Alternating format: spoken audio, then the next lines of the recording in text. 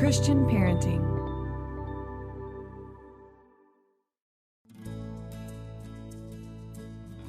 Hey friend, I'm Summer Colbert, and you are listening to the Love Where You Are podcast.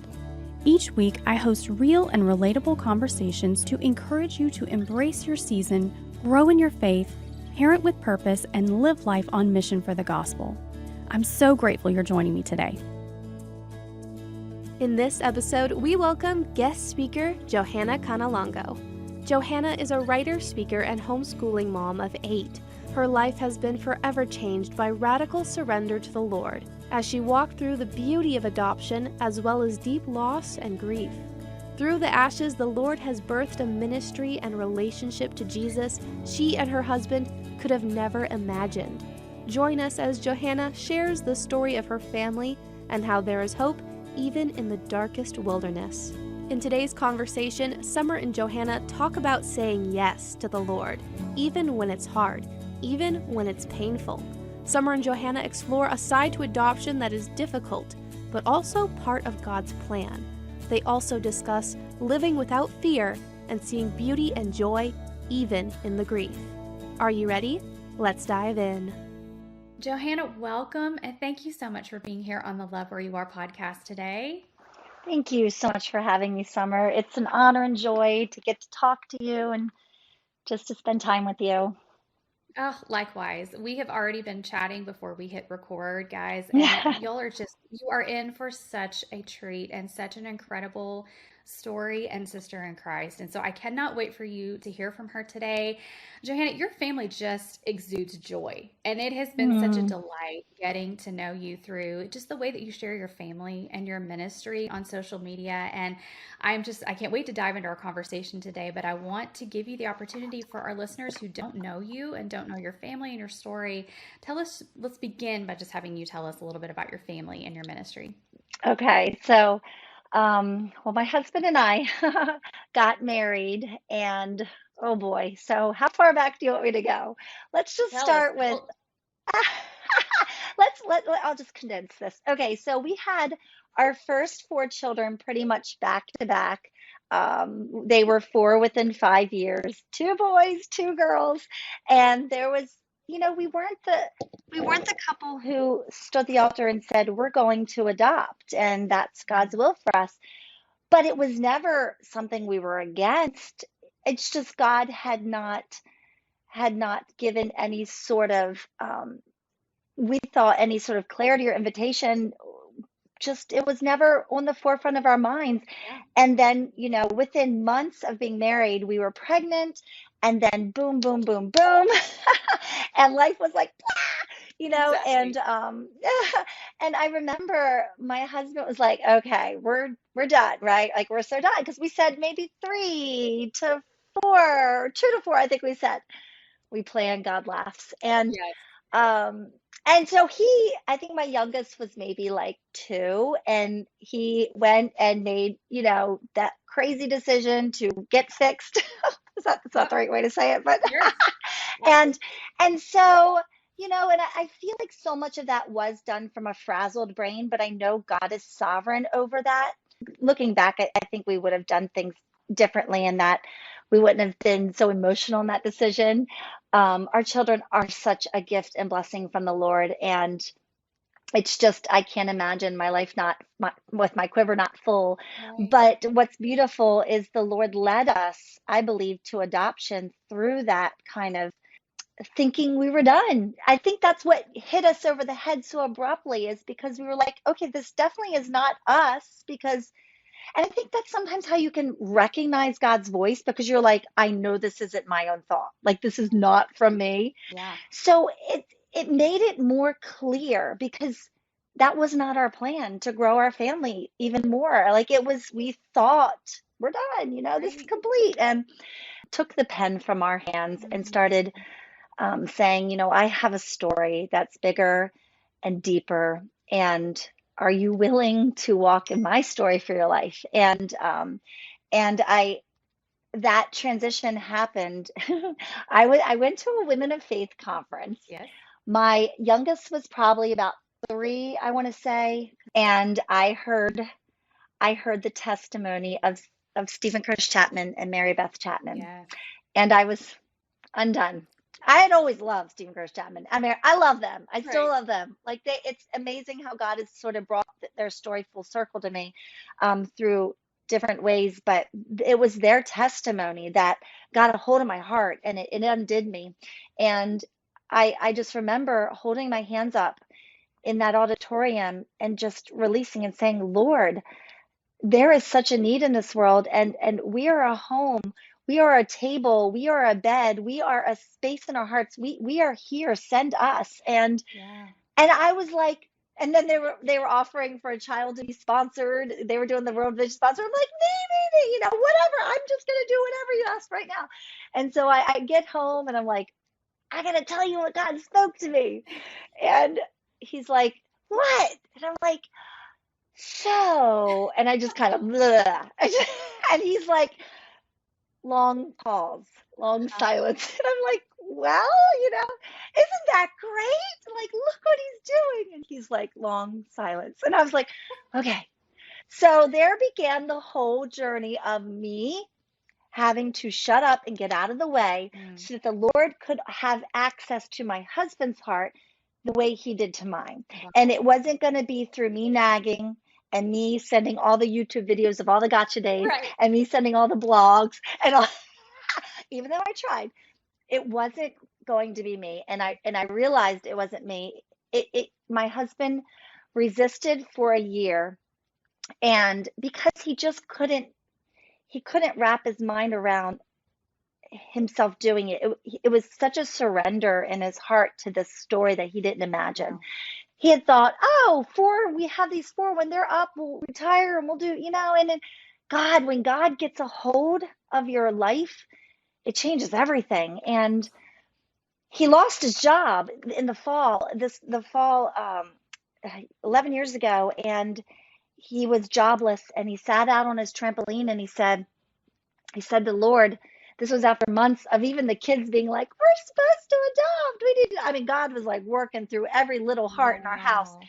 And he just threw his arms up and he said, God, I cannot deny that the Holy Spirit is moving in my home, and I will not go against it. I want to join it. And so he surrendered in that moment. And that was fall.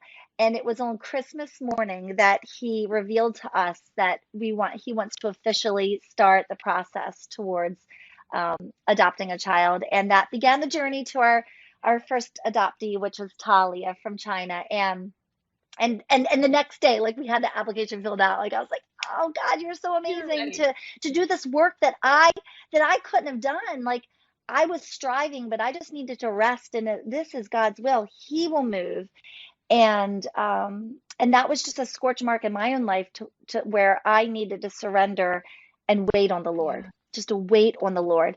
And so Talia came home, and then 2 years later, we brought Gianna home, and then 2 years later, we brought Hudson home, who's actually older than Talia. He came home right around 7, and then Evie Mira came home a couple years later. So it was another 4 that God multiplied our family literally by double, just in that giving him the pen to write the story. I never would have imagined this story, but I can't imagine not having had this unbelievable honor to witness the miracles God's done through surrender and through this desperation for him to move in ways that were beyond anything we could do. Yes. And I love that. He's real. He's so He real. is. You're so right. And as we go further into your story, people are going to understand how profound that statement is that you just made, because Mm, you have every reason to say otherwise in terms of this world and in terms of the mm, flesh. And so I want to dive into that and I first learned of your story, and I had shared with you before we went live that through a friend of a friend, as you were walking actively through probably one of the hardest, if not the hardest season, maybe certainly for your yeah. family. And I followed in real time as you posted your daily cries to the Mm, Lord. And I felt everything you were experiencing as you were vulnerable and so generous enough to share with us what you were walking through on social media with a bunch of strangers, but giving us that opportunity to pray alongside you. It was so yeah. incredible. And so let's talk about Gia. and you talked about bringing her Yeah. home. She was number Yeah. 3, you said, She in the course of your she 4 she was adoptions? actually number two. She was 2, number that's right. two. Okay. We had been home for about a year with Talia.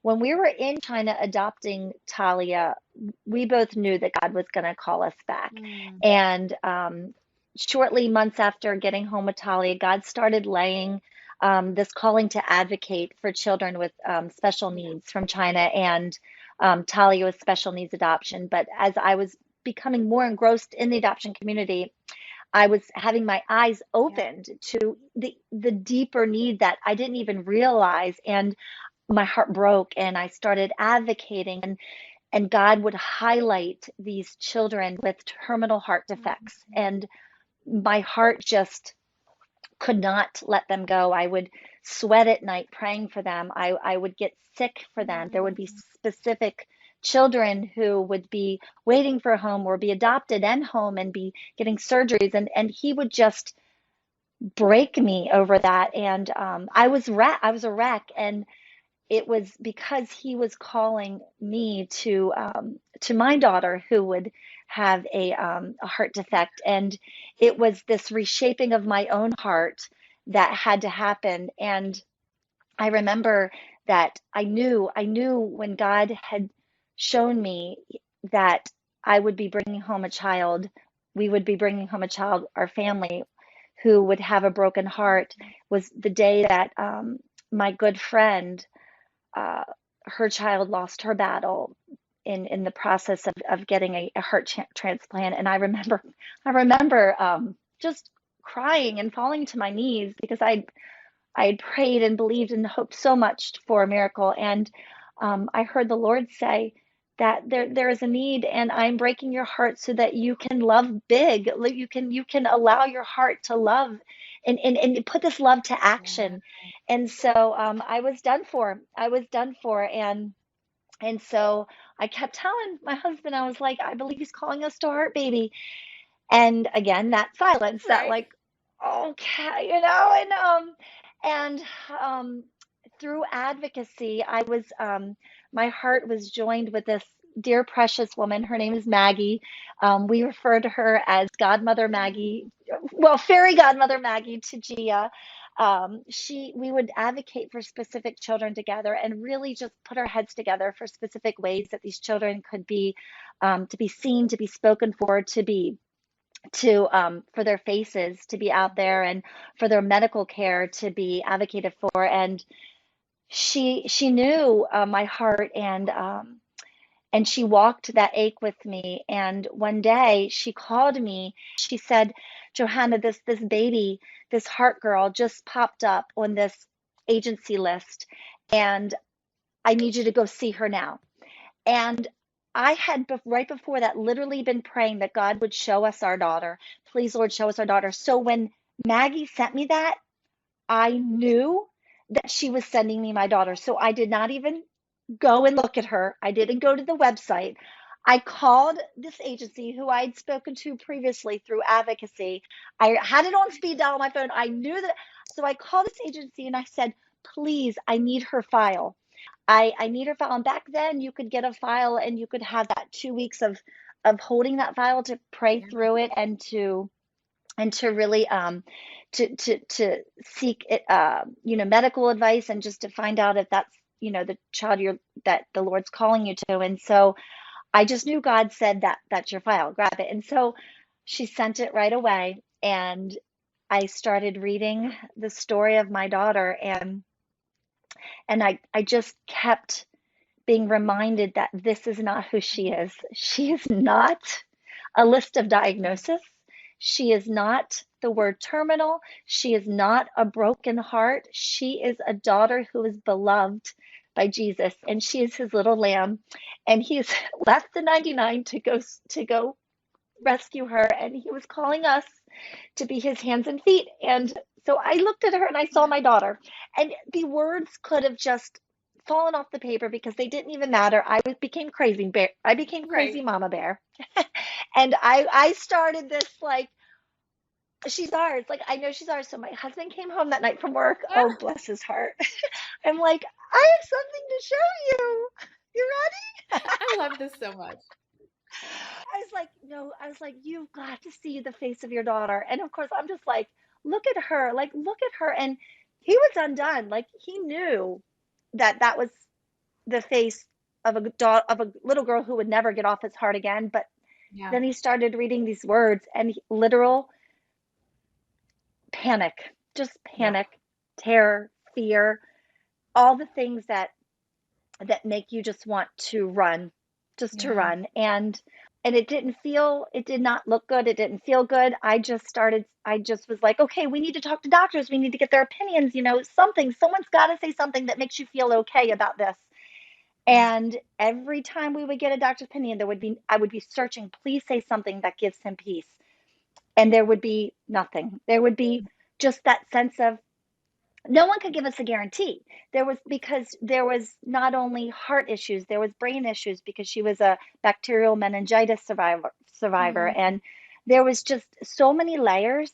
And the more people we talked to, the more the logic advice was run in the other direction. Like, yeah.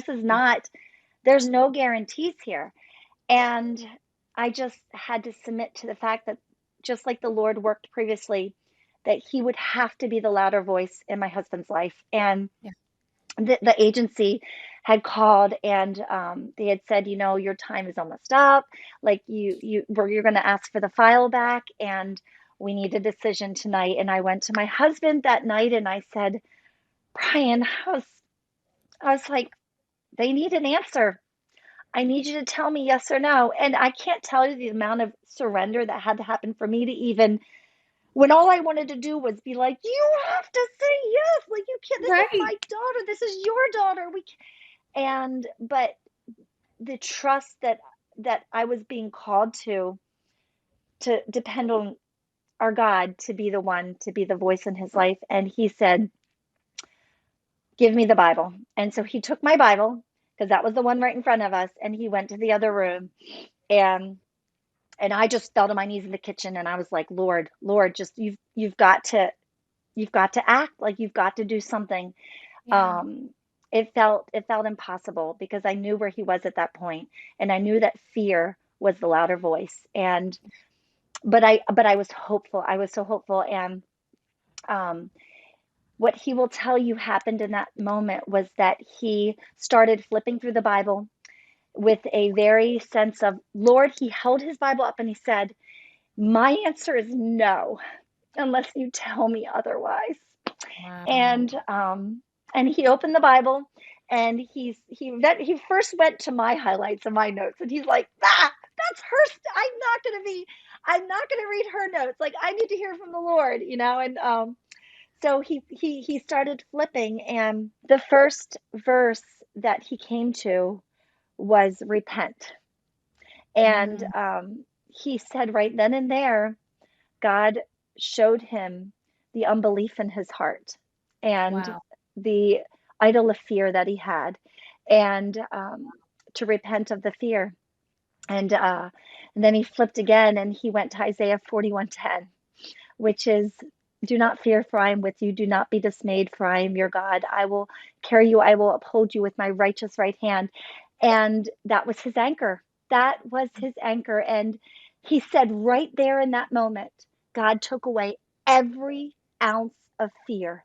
Just, he says he's never experienced that, but God took it away. And he called me in and he was weeping and he said, we need to go get our daughter. And I'm like, I was just in awe of what God had done, and I would just literally, like, in a cloud of fire from heaven, just swirling around us of what God was doing. And then I woke up the next day, and I remember going to him and saying, "Are you sure? Like, did that just happen? Because you know how something crazy happens late at night, and you wake up in the morning, you're like, what Mhm. happened? What was that?" Right.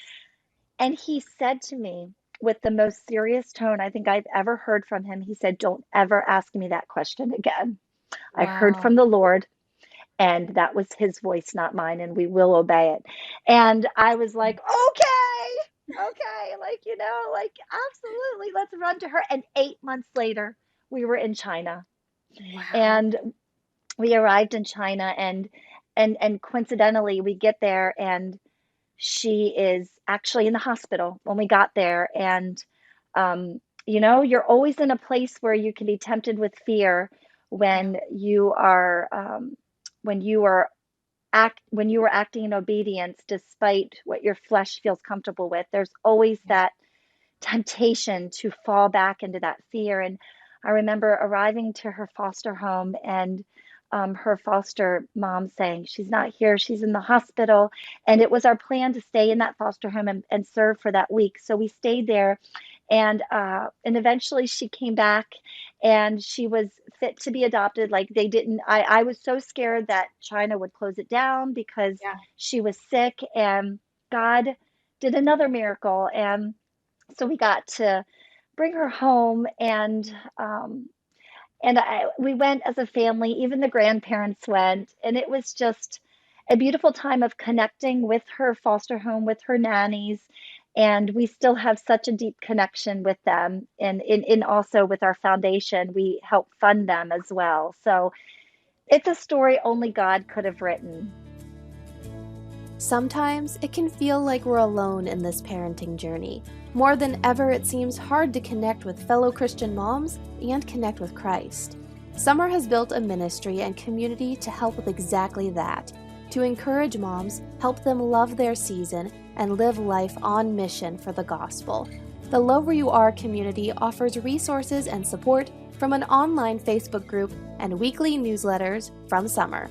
Summer shares a devotional, some resources from friends of the Love Where You Are podcast, and ways for you to be involved in the online community. You can be encouraged by fellow sisters in Christ, and you can encourage others. Share experiences, stories, and lessons from the years.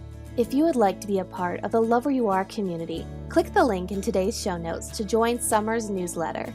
We hope to see you there. Yes. That there's so much to that. And I'm just drawn in, and so many things that you have said, and talking about this miracle of surrender. And I hear so Yeah. much as I work with adoptive and foster families on a weekly basis, and even just people that'll come up and they'll say, I really love what you're doing, but I just don't think I could do it because I can't Mm, risk loving a child and losing them.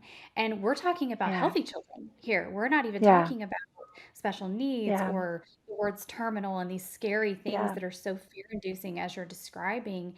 And there is that challenge of you just want to run. If the slightest thing Yeah. you hear that makes you feel unsafe or makes it Yes. seem uncertain, like you were saying, you want to run the other direction. But you guys ran towards it with, I mean, gusto. And that is such an incredible testimony because you were seeing past your own expectations and what you felt like your family and your experience should have been like. You were just Mm. casting all that aside. And I'm sure that wasn't easy. But on the other side of this, I'm hearing your story and I'm seeing the way that you cast that aside and you surrendered and relinquished that fear and ran towards this precious little life. And as we talk more about sweet Gia, she came home, and then what happened with the rest of her story? Her heart was, when we adopted her, her heart was a half heart. So it had a half anatomy, single ventricle. And when we brought her home, um, within a year, there was a lot of praying over the surgical path forward, a lot of contemplation, a lot of wrestling. But we Yeah. felt like the Lord had led us to Boston and for a full rebuilding of her heart so that she could have full ventricle anatomy, double ventricle, a biventricle. It's called a biventricular repair. And Okay. so that first surgery was very intense. There was actually three open heart surgeries she had to do within 2 months of being in the hospital. There was a lot of family separation. It was very hard, but we saw miracles. We saw her literally come from death to life. Um, and part of the reason that I was so convicted to ask the world to pray while she was suffering 4 years ago in the hospital was because I knew I had seen what prayer does. I'd seen the miracles of God, and I had experience with seeing God work before me. And I knew that God. I knew him. I knew him to be real. And that is who I was. was asking the world to pray to. That's the miracle I was asking the world to hold with me, to believe with me. And I had to be the fool. I had to be the fool to believe in full faith that he would heal her. And and no one could tell our family otherwise. We walked in full belief that he was going to do that miracle. And what we didn't realize, it was going to be a bigger miracle of a full healing. And that hurt, and it still hurts today. But what I know about God now that I didn't know before knowing Gianna was that he's good. He's so Mm, good, and that his story does not end in ashes.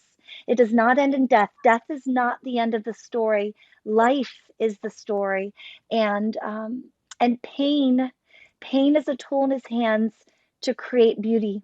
And he mm, does not waste it. He does not waste our tears. And he's not a distant God. He comes near, and he uses those tears to water the seeds that will grow beauty around that hole, that void, that crater in our lives. You know, a lot of people, they think that healing happens in this understandable timeline, but that's not grief. Grief doesn't just, the further you get from it, the better you are. There's mm, there's healing that happens, but healing happens as you allow yourself to feel the pain and integrate the pain, because you can't know full joy unless you allow yourself to fully feel the pain. And so yeah. it's this integration of pain and joy in your life, and the sorrow, and holding the pain and the praise at the same time, and allowing him to create beauty out of that.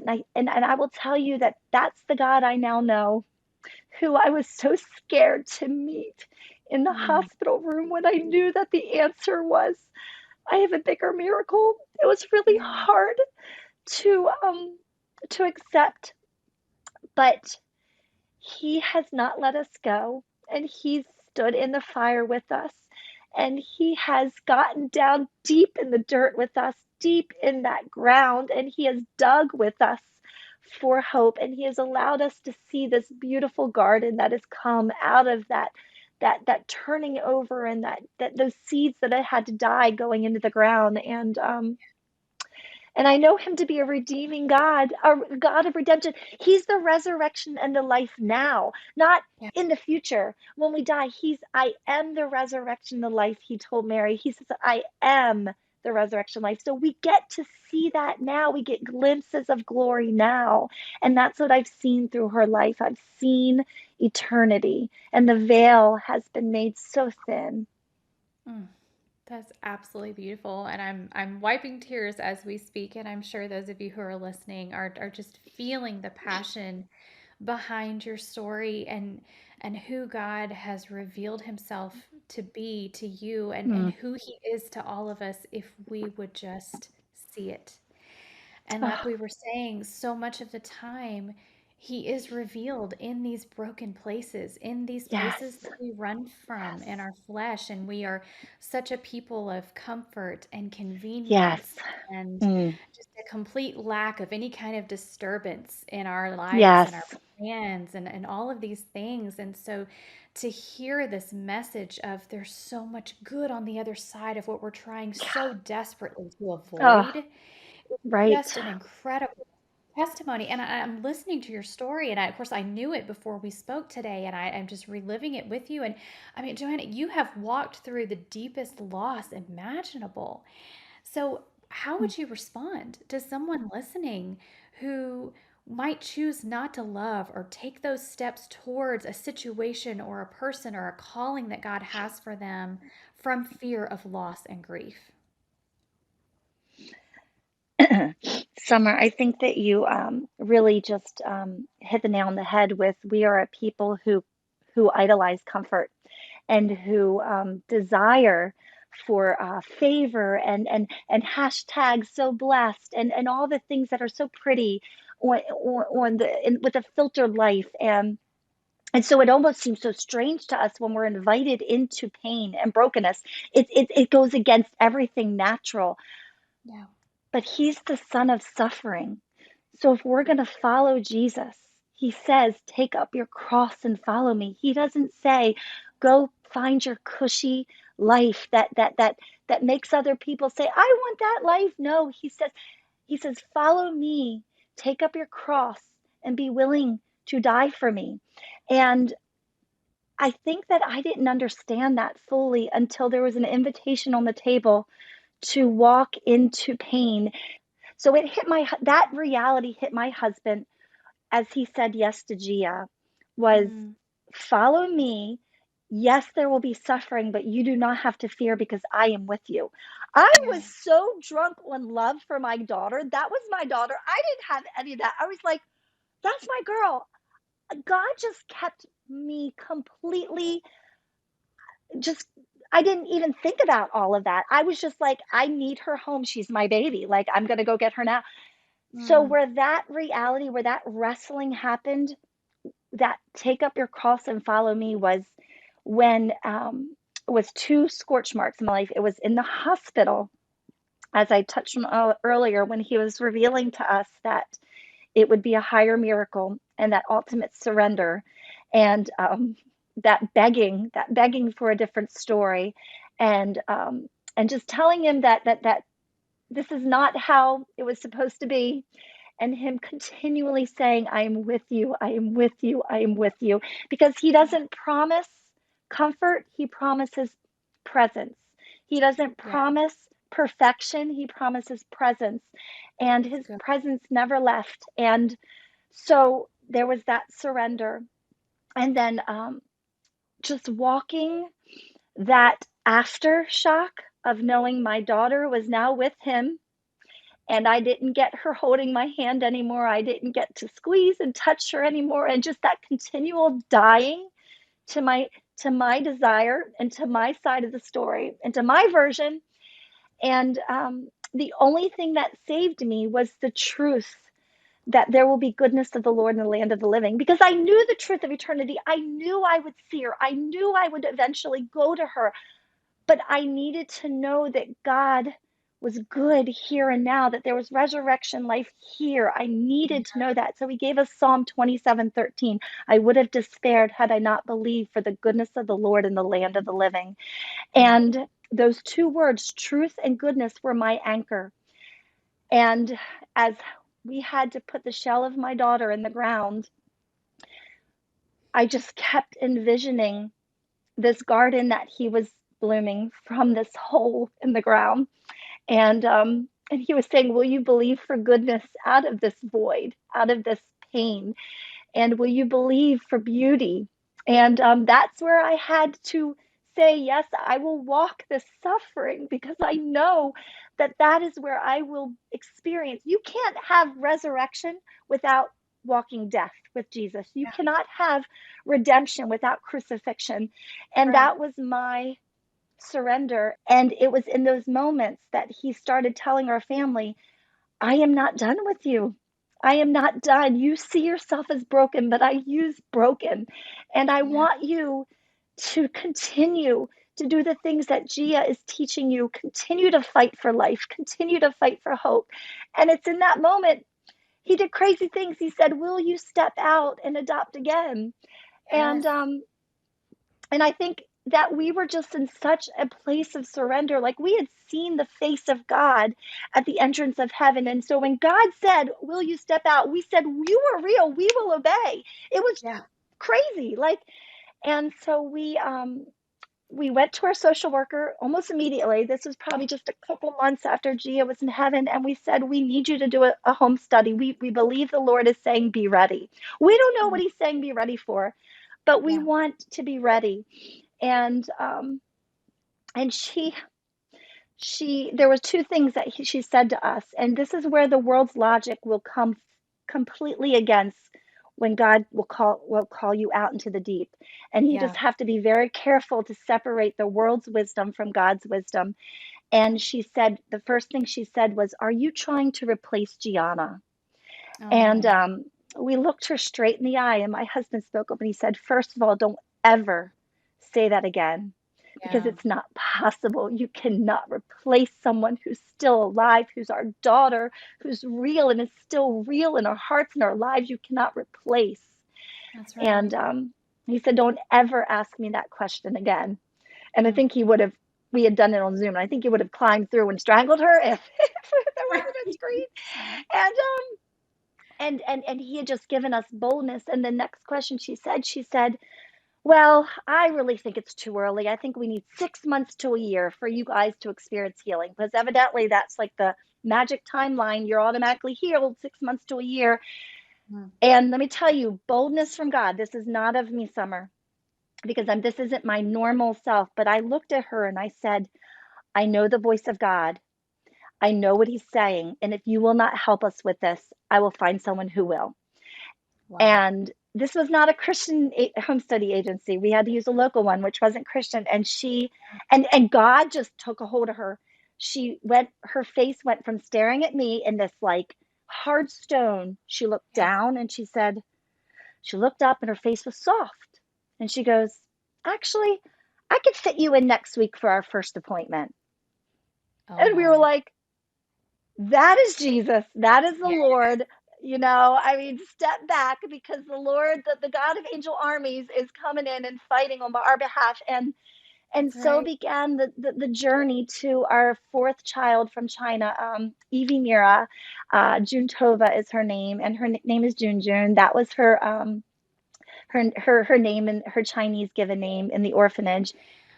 So many miracles. I mean, that Mm-hmm. word, you just keep coming back to that over and over again. And as I'm listening to you talk about that battle, even within yourself, and you're talking about your daughter who's on her face before the Lord, you're talking about how the Lord not only shaped you through this journey and continues to shape you through this journey, but he's shaping your entire family, Yeah. and how this is going to create a legacy and Mm. a ripple effect with every child that God has placed in your quiver, as you talked Mm. about.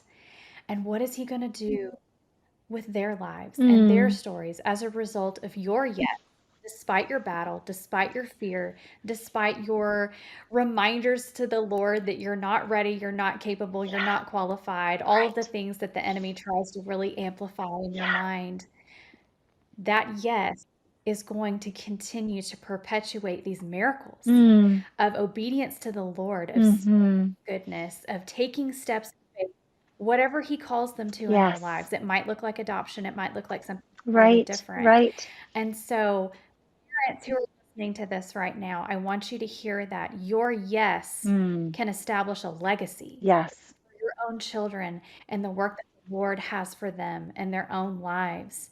And I'm thinking back to where we began in this conversation, and you were Mm. talking about your husband and how you had that silent pause. And I know that silent pause well because our dynamic is very similar in my marriage, my husband and I. Oh, And yeah. I love that but he was trying to safeguard your Mm. family from grief, from the hardship, from these Mm-hmm. experiences that you have found such beauty in. And so, as we're closing out our conversation today, I want to talk about this legacy in the Mm. foundation Yeah. and in what you're doing now to serve others through Gia's story and your family's foundation. Tell us about that. Thank you so much just for the honor to share about this, because this is our heart. This is one of the beautiful the beautiful things that has been birthed from this pain and this sorrow. And about a year after Gia moved to heaven, the Lord placed on my heart, my family's heart, the desire to create a fund, because we had literally just gotten home from China, and we had been fully funded to bring our Evie Mira home, and we had experienced the faithfulness of God and the beauty of the community coming around us, not only in prayer but in support, financial support. And we were in no position financially to do this, but the Lord provided, and it Yeah. overwhelmed and humbled me. And he had shown up that way in every single adoption. And so I had heard him say that Gia's life can continue to bring hope and life to other children who families are running towards. And God just brought in this pool, and we were able to give grants that first year. And the foundation has since grown, and we call it like a tree, like this tree that has many branches. And Only through the provision of others coming alongside us, we've been able to help support the foster home um, that Gia's life was saved in. And it's the foster home has changed to different locations, but we've been able to fund that and have orphan care in that. And then we've been able to do adoption support. And then another big part of our foundation is orphan prevention. So we help sponsor children through an organization that Hope Station that provides therapy and funds so that parents can continue to parent their children in China with special needs. So that preservation is just a way I want to honor my children who've been adopted and honor their legacy and their story, because no matter the beauty of them being with us, it still was a story that was originated from pain and loss, and that's not lost on me. And so I don't want that pain for other families to have. And so we want to somehow, it's just fish and loaves that we can do at this point, but we know that God multiplies that. And through that and through a book that I'm writing for families, it's a children's book, but I don't call it a children's book. I call it a family book. It's an illustrated family book that will be a tool for families walking grief, trauma, loss, any sort of pain, to allow them uh, language to put towards the sorrow, because the sorrow has to be Yeah. held. There has to be space for the tears, the sorrow, and space for the hope. And Yeah. the hardest thing in families when you're walking pain is that despair and that division that can happen. And so it's a tool for families to come around the truth of God and to have a place to be able to verbalize the ugliness of it and the hope of it. And so this is all God's work, and we just are so thankful to be able to steward it. And it is Gia's life multiplying in more hope and more life, and it's more miracles that continue to go on. So it's been an incredible honor to bear witness to what God does in resurrection life here and now. Amen. That's so good. And you're absolutely right. And, I think about, and I'm not sure I'm going to misquote it, but it's like our greatest ministry is born out of our greatest pain. Oh, And mm, that's what you're doing. You are doing ministry as a result of the pain that you have yeah. walked through. And this is incredible, needed, valuable ministry. And so I'm so grateful for you taking the time to share your story with us, to share Mm, your ministry with us, to share Gia with us. thank And the you. foundation is Gia's Hope. And so for those of you who are listening, if you're interested in contributing to that, I'll make sure and have a link for that in today's show notes. Thank you. Johanna, how else can our listeners connect with and support you as we close out today? Oh, that means so much to ask.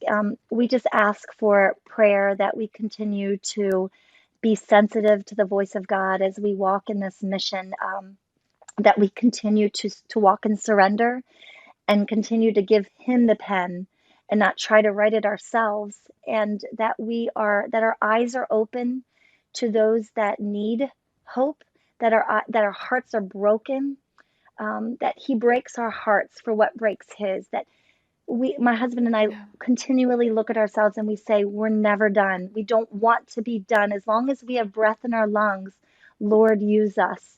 And we also Mm. know from experience that that will be asking us to do what is uncomfortable, so that He Yeah. would embolden us with courage to take the steps of surrender, and that He would also just bring in funding so that we can have just just just that we can have the opportunity to to give and support and watch the Lord do redemption miracles.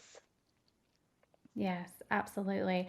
And I'm going to make sure today that you have all of the links to connect with Thank you. Johanna and her blog so that you can read more details of her stories. She documents everything so beautifully on social media, so I want you to connect with her there Mm, as well.